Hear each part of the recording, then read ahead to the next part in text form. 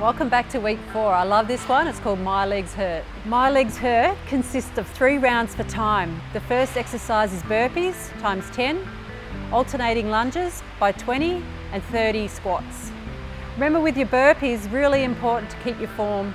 So start with your feet hip distance apart. Place your hands next to your feet on the ground in a crouching position.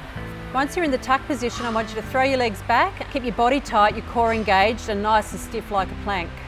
The next step is to do a push-up. If you're feeling strong, do a complete push-up without putting your knees on the ground. And if you're not quite used to doing push-ups, drop your knees to the ground and then bring your chest to the ground. It's really important you keep your core engaged here and don't let your bum go up in the air or your body sag. And take your chest to the ground. Once you've done your push-up, jump your knees forward into the tuck position, and from there it's all easy. Just jump up into the air and clap your hands if you like.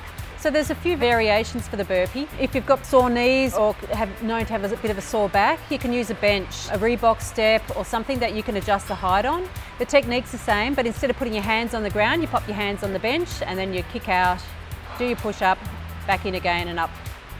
It's really important when you do burpees that you come down into a nice tuck. A lot of people just fold through the centre and you don't get the energy through your legs that way. Another common mistake is when people go into the push-up position, they let their hips sag or they let their bottom go up in the air too much. It can be quite common doing this exercise that you may become quite breathless or dizzy. In this case, just stop, get your breath back, get steady again and then continue. No sagging through the middle and not too much butt up in the air.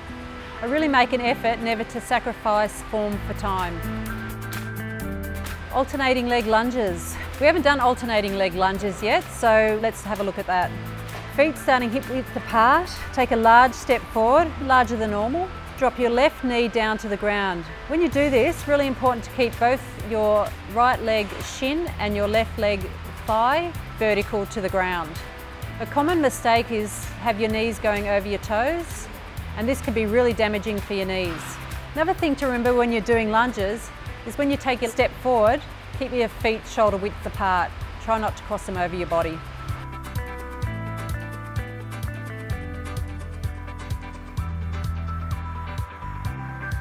To do a squat correctly, start with your feet shoulder width apart, toes slightly out, standing up nice and straight.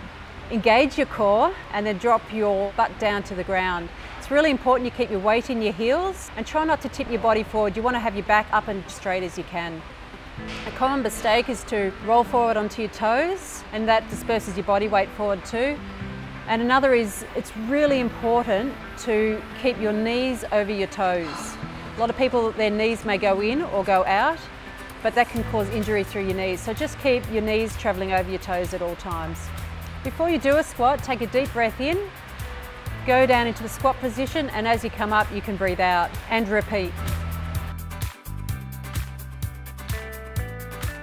So this is 3 rounds for time. Your legs are going to burn, it's going to feel great. If you feel yourself getting dizzy, disorientated or out of breath, just take a break and then continue when you feel okay. If things aren't feeling quite right in your knees and your joints, speak to your personal trainer.